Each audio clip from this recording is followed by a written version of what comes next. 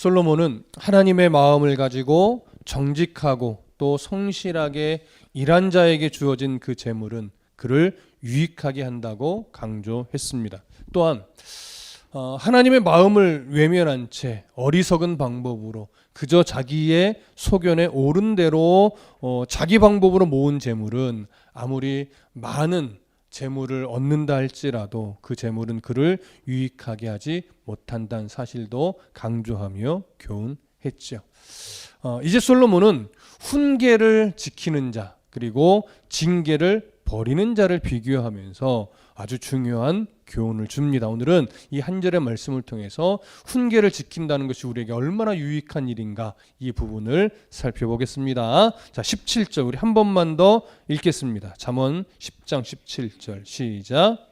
훈계를 지키는 자는 생명길로 행하여도 징계를 버리는 자는 그릇 가느니라. 자, 여기 보니까 이제 훈계를 지키는 자 또 징계를 버리는 자 이 두 모습이 비교가 되는데, 먼저 훈계를 지키는 자라고 하는 것은 오늘 솔로몬의 시선에서는 참 지혜로운 자를 의미합니다.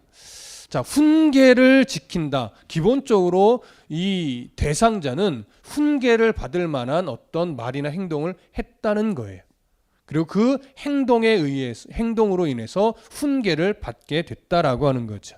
자, 훈계로 번역된 히브리어 무사르라고 하는 건데요. 기본적으로 우리가 지금 느끼다시피 훈계 또는 훈련 또는 경고 이런 의미를 포함하고 있는 단어입니다. 자, 대부분의 사람들이 훈계를 좋아하지 않습니다. 왜냐하면 훈계라고 하는 것은 잘못이나 부족함을 지적해주는 역할을 하기 때문에 그것이 너무 좋아, 나는 훈계받는 게 너무 좋아, 이런 사람은 사실은 거의 없죠. 훈계받는 게 나는 너무 좋다라고 말하는 사람은 사실 좀 평범하지 않은 사람일 겁니다. 하지만 우리는 모두가 다 압니다. 훈계라고 하는 것은 그 사람의 잘못된 부분을 지적하면서 고치게 하고 그러므로 그에게 유익을 준다는 걸 사실 기본적으로 다 알고 있죠. 그래서 지혜로운 사람이라면 또 지혜롭게 살아가는 자라면 훈계를 무시하지 않고 훈계가 내 삶에 꼭 필요하다는 것을 인정하죠. 그렇기 때문에 훈계를 지키는 자라고 하는 것은 하나님의 자녀로서 하나님이 기뻐하는 삶을 살아가기 위해 말씀을 통해 설교를 통해 또는 주변의 환경이나 누군가를 통해서 나의 연약함이 지적받을 때 나의 연약함이 드러났을 때 그 훈계를 기꺼이 받아내어 잘못을 고쳐내는 자, 잘못을 고치기 위해 힘쓰는 자, 이런 사람을 의미합니다. 솔로몬은 이렇게 훈계를 가볍게 여기지 않고 잘 받아내어서 고치려고 애쓰는 그 사람은 생명길로 행한다라고 말을 합니다. 자, 훈계를 통해 사망의 길에서 또 멸망의 길에서 벗어나서 생명의 길로 나아가게 된다는 것인데, 생명의 길이라고 오늘 번역된 이 말은요, 우리에게는 당연히 하나님이 인도하시는 길입니다. 우리에겐 당연히 하나님의 뜻을 이루는 길입니다.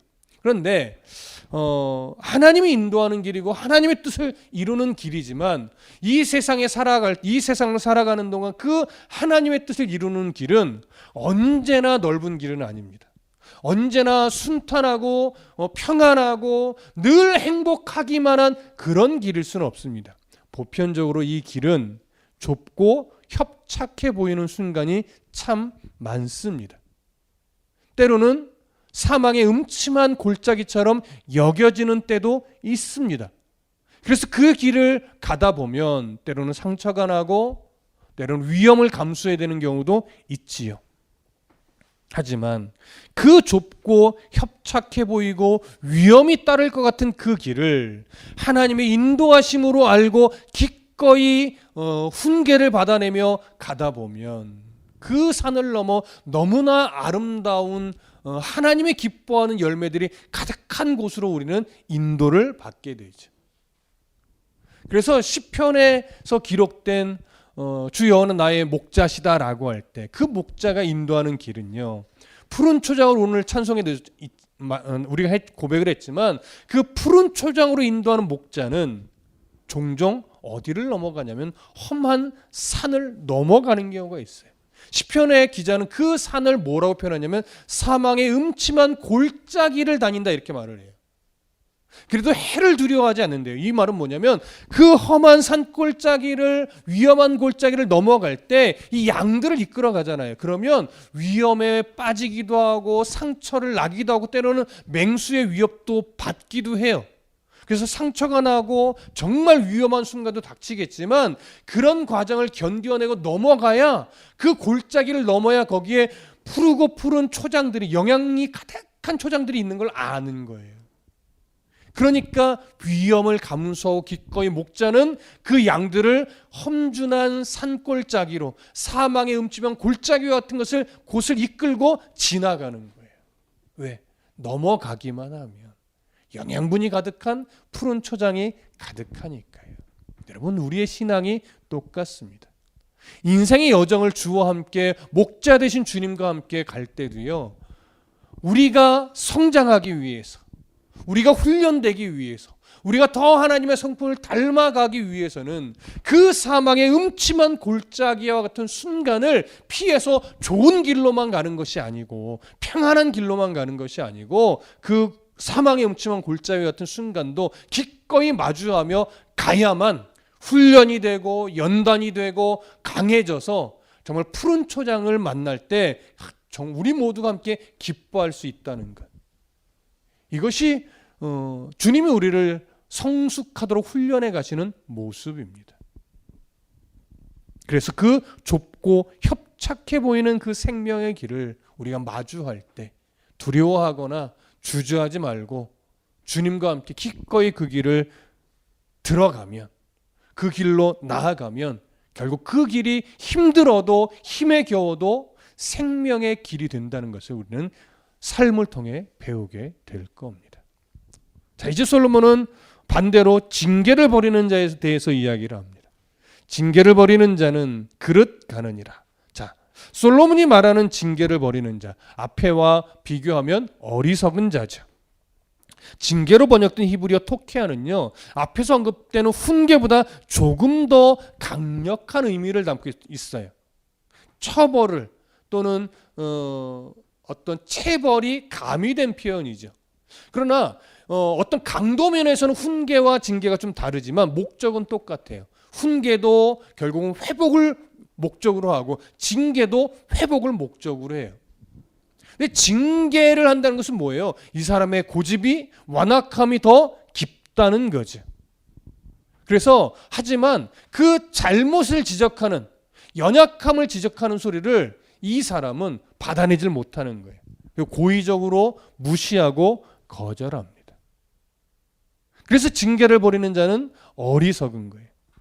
솔로몬은 이렇게 징계를 버리고 무시하여 자기 소견에 오른 대로만 자꾸 가려고 하는 그 사람은 결국은 그릇 간다고 이야기를 해요. 그릇 간다는 것은 결국 뭐겠습니까? 하나님이 인도하는 길을 거절하고 하나님의 뜻을 생각하지 않고 자기의 만족과 유익을 위해 자기 소견에 오른 대로 함부로 인생의 길을 가는 것을 의미해요. 그러니 하나님의 뜻을 이루는 인생이 되지 못하죠. 그런데 그 길은요, 그렇게 하나님의 뜻을 이루지 않고 자기 유익과 만족을 위해서만 가는 그 길은 주로 좁고 협착해 보이는 길이 아니에요. 대부분 큰 길로 보이고 화려한 길로 보이는 길입니다. 그래서 그 길로 가기를 더 즐거워하는 거예요. 그 길로 가면 뭔가 있을 것처럼 오해하는 거예요. 하나님의 뜻을 거절한 길임에도 불구하고 화려해 보이고 풍요로워 보이고 더 무언가 세련돼 보이기 때문에 그 길로 나아가죠. 그러나 그 길 끝에는 뭐가 없어요? 푸른 초장이 없어요. 그 길 끝에는 하나님이 기뻐하는 흔적이나 열매가 없어요. 우리는 그걸 볼 수 있어야 되는 거예요. 여러분, 성경에 여러 인물들이 많지만 그 중에 징계를 버리고 자기 소견에 오른 대로 가다가 하나님이 기뻐하는 열매를 맺지 못한 대표적인 인물을 한 사람 꼽아보라고 하면 사울을 꼽을 수 있을 겁니다. 자, 성경 한 구절 찾아볼까요? 사무엘상 15장 22절. 구약성경 사무엘상 15장 22절과 23절을 한번 읽어보겠습니다. 사무엘상 15장 22절과 23절 함께 읽어보겠습니다. 시작. 사무엘이 이르되 여호와께서 번제와 다른 제사를 그의 목소리를 청종하는 것을 좋아하심같이 좋아하시겠나이까. 순종의 제사보다 낫고 듣는 것이 순양의 기름보다 나으니 이는 거역하는 것은 점치는 죄와 같고 완고한 것은 사신 우상에게 절하는 죄와 같음이라. 왕이 여호와의 말씀을 버렸으므로 여호와께서도 왕을 버려 왕이 되지 못하게 하셨나이다 하니. 자, 사무엘 선지자가 지금 사울 왕에게 책망으로 하는 말입니다. 이 말씀은 어느 상황에서 한 것이냐면 사울이 아말렉과 전쟁을 벌였어요. 이 전쟁을 하기 전에 사무엘 선지자는 이미 사울에게 무엇을 말하냐면 이방 민족과 싸울 때에 그 누구도 살리지 말고 그 어떤 짐승도 살려서 가지고 오지 말아라, 이렇게 말했단 말이에요. 그래서 하나님 원하시는 것이 아니다, 이렇게 교훈했었어요.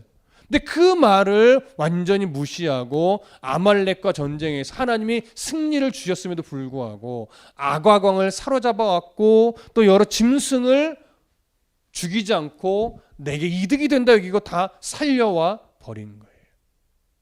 사무엘 선지자가 그걸 알았죠. 하나님의 말씀을 거절한 거죠. 이미도 알려주었음에도 불구하고 그 말씀을 무시하고 그는 하나님의 말씀을 순종하지 않았습니다. 그래서 사무엘 선지자가 와서 사울 왕에게 지적하는 거예요.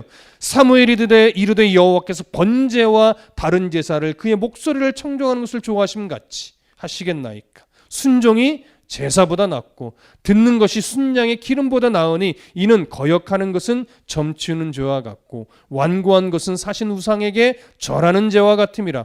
왕이 여호와의 말씀을 버렸으므로 여호와께서도 왕을 버려 왕이 되지 못하게 하셨나이다.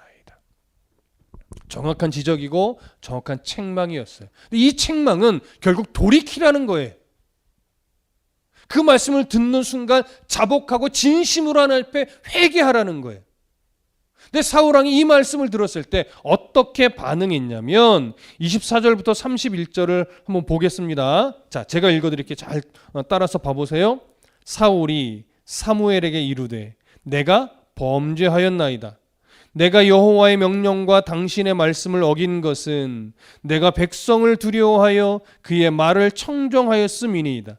청하오니 지금 내 죄를 사하고 나와 함께 돌아가서 나로 하여금 여호와께 경배하게 하소서 하니. 사무엘이 사울에게 이르되 나는 왕과 함께 돌아가지 아니하리니 이는 왕이 여호와의 말씀을 버렸으므로 여호와께서 왕을 버려 이스라엘 왕이 되지 못하게 하셨음이니이다 하고, 사무엘이 가려고 돌아설 때에 사울이 그의 겉옷자락을 붙잡음에 찢어진지라. 사무엘이 그에게 이르되 여호와께서 오늘 이스라엘 나라를 왕에게서 떼어 왕보다 나은 왕의 이웃에게 주셨나이다.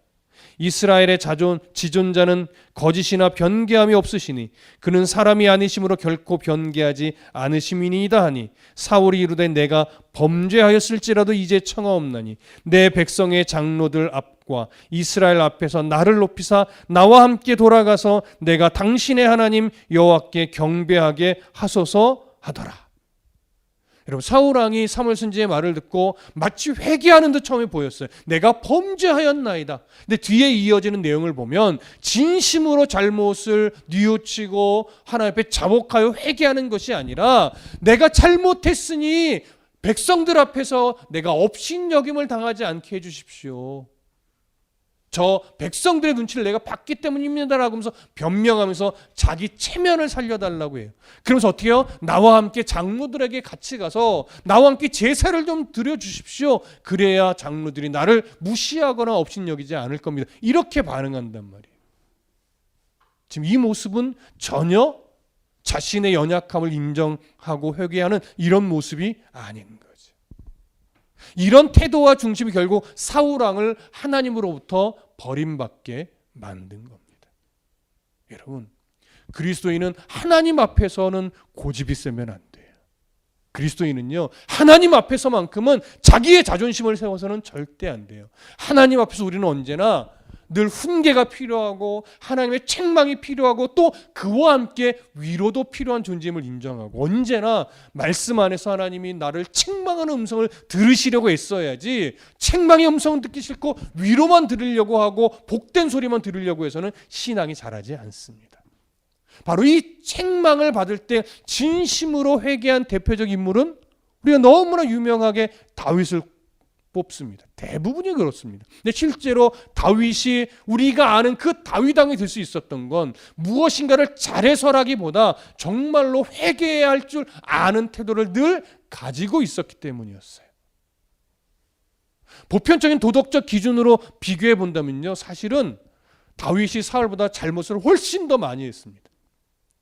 그럼에도 불구하고 사울 왕은 버림을 받고 다윗은 하나님이 원하시는 수준으로 끌어올려 다윗이 되게 했던 것은 그가 하나님 앞에서 자복할 줄 아는 심령과 회개하고 뉘우쳐서 돌이킬 줄 아는 태도를 늘 가지고 있었기 때문에 그렇습니다. 그 예를 한 군데 좀 찾아볼까요? 사무엘하 7장으로 가봅니다. 사무엘하 7장 14절과 15절입니다. 사무엘하 7장 14절과 15절 우리 함께 읽어보겠습니다. 14절과 15절 시작. 나는 그에게 아버지가 되고 그는 내게 아들이 되리니 그가 만일 죄를 범하면 내가 사람의 매와 인생의 채찍으로 징계하려니와 네가 네 앞에서 물러나게 한 사울에게서 내 은총을 빼앗은 것처럼 그에게서 빼앗지는 아니하리라. 자, 이 말씀은 이미 다윗에게 한참 책망하는 중에 주신 말씀이에요. 근데 하나님이 다윗에게 무엇을 책망했냐면 다윗이 하나님의 은혜로 한참 강성해지고 나라가 힘이 세지고 다윗이란 이름도 유명해지고 그 어느 누구도 다윗을 무시할 수 없을 만큼 높아지자 그가 이제 교만을 부립니다. 뭐라고요? 하나님, 내 집은 이렇게 백향목으로 아름답게 궁을 지어서 멋지게 사는데 하나님이 거하시는 전이 천막 성전으로 되어 있는 것을 내가 참을 수가 없습니다. 그래서 내가 하나님 앞에 멋들어진 최고의 고급진 재료로 하나님의 전을 지어드리고 싶습니다. 이렇게 말했던 거예요. 그때 하나님이 나단 선지자를 통해서 책망하시는데 뭐라고 했냐면 너 지금 착각하는구나. 내가 너에게 강성함을 주고 내가 너에게 풍요함을 줬더니 이제 네가 나한테 무언가를 해주는 존재처럼 착각을 하는구나. 내가 언제 천막 성전이 부끄럽다고 했느냐? 내가 언제 너에게 나를 위해 멋들어진 성전을 지어달라고 했느냐? 너는 이제 지금쯤 되니까 네가 뭐나 된 양 착각한다. 이 얘기를 하는 거예요. 너는 나를 위해서 무엇인가를 해줄 수 있는 존재도 안 되고 능력도 안 돼. 너는 그저 내가 너를 위해 작정한 일을 하나님 앞에서 겸손히 받고 내가 너에게 명령한 것을 순종함으로 지켜내면서 내가 너의 왕위를 견고하게 해줄 때 겸손히 하나님의 뜻 안에서 통치만 하면 되는 거야. 이 교훈을 하셨어요.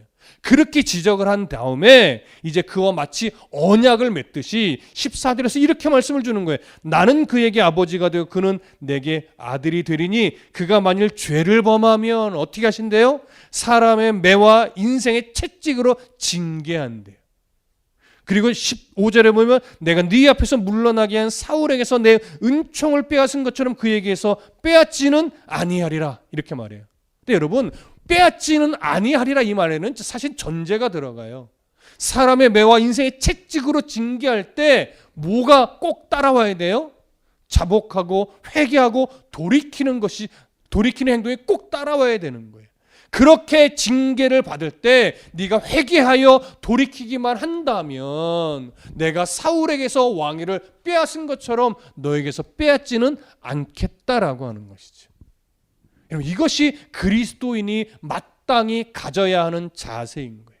그래서 징계를 싫어하면 안 돼요. 모든 사람은요, 일평생 살아가는 동안 하나님의 징계로 인해 살아나는 거예요. 훈계로 인해 그 영이 다시 살아나는 거라고요. 그런 훈계와 징계를 싫어하는 자는 나는 말씀으로 성장하고 싶지 않습니다. 이런 의미와 똑같아요. 다윗이 그 엄청난 교만을 하나님 앞에 부리고 나서 이 책망을 받은 이후에 그가 어떻게 행동했느냐. 자, 18절 보세요. 18절.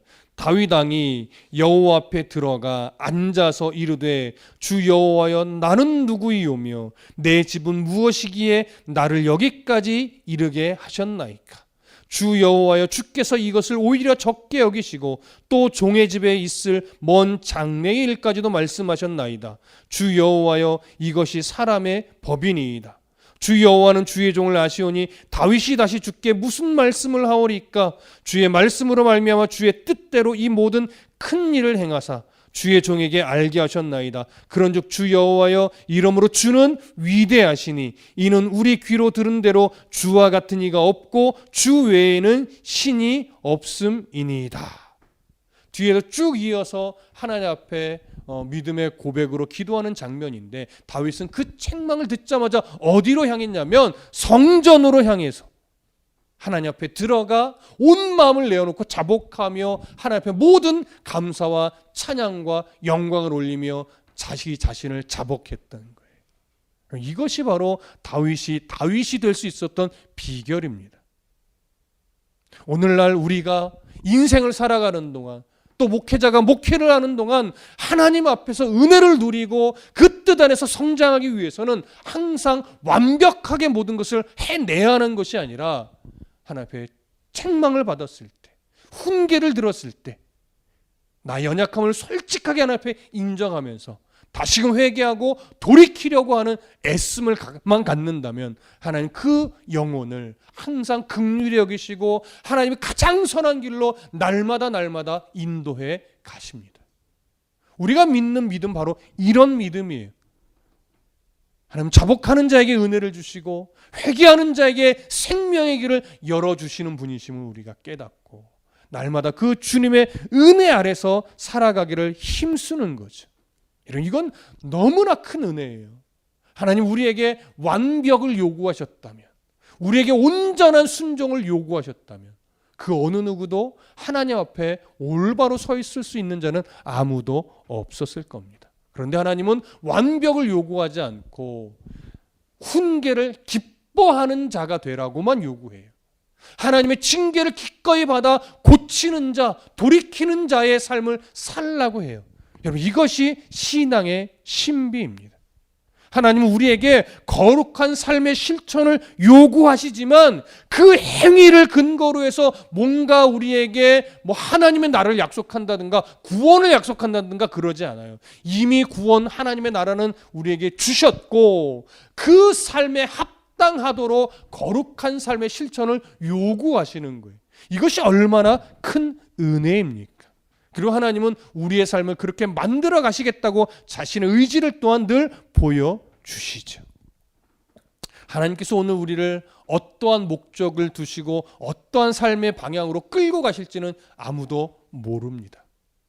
그러나 우리가 정확하게 알 수는 없을지라도 하나님의 말씀 앞에서 나의 인생을 늘 조명해 보면서 하나님의 이끄심을 잘 분별하여 그 길로 순종하여 가려고 노력한다면 비록 좁고 협착해 보이는 길일지라도 주님의 인도하심이 그 길에 있다라고 우리가 마음 가운데 울리게 되면 기꺼이 그 길로 가려고 노력하고 애쓰는 것이 우리가 마땅히 가져야 될 태도예요. 그러면 비록 그 길이 좁고 협착하여 사망의 음침한 골짜기처럼 우리에게 위험 요소가 가득하다 할지라도 하나님 그 길 끝에 푸른 초장을 만나게 하시고 그 길 끝에서 가장 복된 삶이 되게 인도하십니다. 우리는 바로 그 소망을 바라보며 오늘도 훈계를 지켜 생명의 길로 행하는 복된 성도의 삶이 되리라 믿습니다. 우리 그렇게 주님의 길을 따라 살아내십시다. 기도하겠습니다.